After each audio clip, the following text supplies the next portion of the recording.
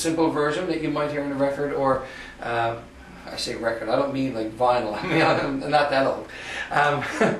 But they might also add to that by playing something like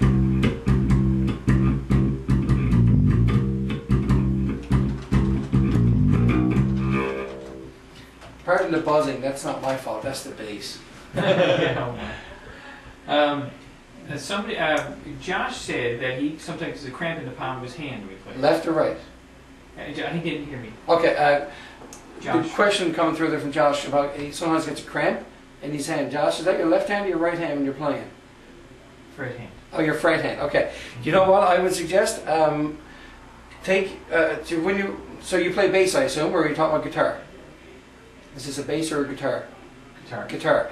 Yeah, I don't know that I can answer that. Mr. Mercer, you might be just as well answered because I don't play much guitar. Well, I'd say it has a lot to do just with the finger action. It's probably too much. You might have a little bit too much stress going on in your hand, or like sort of squeezing it too tight or whatever. When you play, are you? Yeah, I was just going to talk about that, pulling it back, right? Yeah, tell me. On the bass at least, and probably for guitar too. Is that fair to say? Yeah. Oh yeah. Yeah, for guitar as well.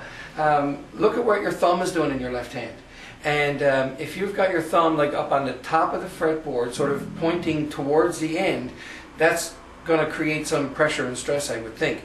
I prefer to bring my thumb down to the back of the neck and have it pretty much, my thumb is pointed towards the ceiling, not towards the wall.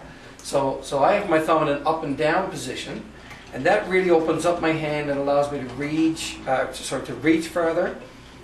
It loosens things up, makes it a little more comfortable feeling for me. I find if you bring your thumb up to a flat position pointing towards the wall, you're going to be basically straining the muscles in your forearm a bit, and that might also lead to that stress upon your hand. How about holding the guitar too low, or because some people play it really low, right? Yeah, if you're that's a good point too. Mr. Mercer's talking about how high or low the guitar might be on you. You might want to adjust your strap a few ways to find what's most comfortable. If it's really low, you got to picture this. If it's really low, and your hand is like Slash, right? In Guns N' Roses, you're reaching so low that your wrist is at a really sharp angle to get around to the front of the fretboard. So experiment with bringing it up higher and see if you can get a little more comfort out of it that way. Okay, if it's low, you have more turn in your wrist, Josh said. Yeah, exactly. And that extra turn, that extra can put a little bit more stress on your wrist. That one's not bad there. The last one. Oh, that one's good too. Too low here. Posing with it. Yeah. Where he's looking for a picture of Slash with the guitar on him. Yeah. None are real. None are real. Not very good. But that's a great question though, because you know what? If it hurts at all or if it's uncomfortable, you got to do something different. Because it really shouldn't be. Because you want to play as much as you can and not be sore or injured. Okay, so yeah, no, that's where we left off about the angle on the wrist when it's low. Okay, so now at this point, I'd love to be able to just sort of play something for you, but I didn't think of bringing my bass. I wasn't really planning this in the first place, so I'm using one that was here, and there's actually a string missing. So I really wouldn't want to try and play a whole lot for you because I know I'd mess up with the string missing. Famous three-string bass. Yeah, and it's one in the middle too. It's the second highest one, not the last one. I did a gig one time where, coming back from break, there was a CD on of a song called Two Princes by a band called the Spin Doctors, and it had lots of slap in it and pop, and I started jamming along with it, and I blew out a G string, the highest one, just before our third set, and I had to try and work around that for a set. But when it's the outside one, you can sort of do that. When it's right in the middle, boy, it's awkward. Awkward is... I've got to do the same thing about yeah. Oh.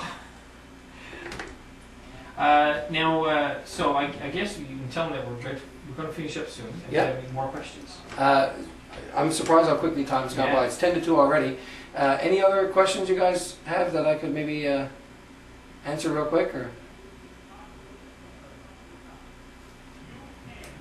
Just ask them if anybody's tried bass before. Yeah, have any of you guys played bass? Or because I know you all play guitar, but anyone played the bass? Yeah, John plays bass. John? Yeah, Josh plays the bass. Excellent. John and Josh both play. Josh, but not a lot, he says, just a little. that's good Yeah, stuff. it's a whole lot of fun. You know, again, I come back to my thing about it is that I like the fact that it's a little different, and nothing against guitar players, but there's just so many.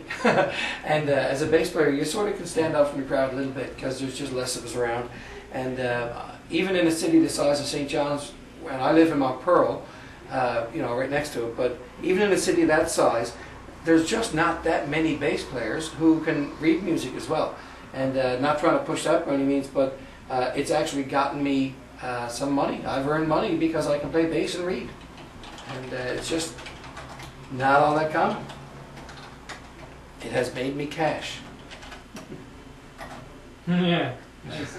Here's my cat. Yeah, that's right. It's green too. Yeah, reading music's important. Do you know Brian Party? I know the name, I don't know him. No, I haven't met him. I've heard the name, but even just vaguely, I don't really know who that is. Brian? No. I don't know him either. Kind of rings a bell, but I don't think I know him I know a bass player named Brian Kenny. either. Okay. Cool. All right. We're going to take pass it over. All right, I'm going to get rid of the microphone here, pass it back to Mr. Mercer. Thanks for listening, guys. Great to talk to you. Oh, that's right. Isn't that excellent? Wasn't that great? So guys, listen. Let's give Ron Collins a big hand here. Okay, give him a big hand, big round of applause. That was a great job. Yeah, very informative. Yeah, you got that right, Nick. It's excellent, excellent stuff. Give him a big hand. That's cool. Great stuff. Thank you.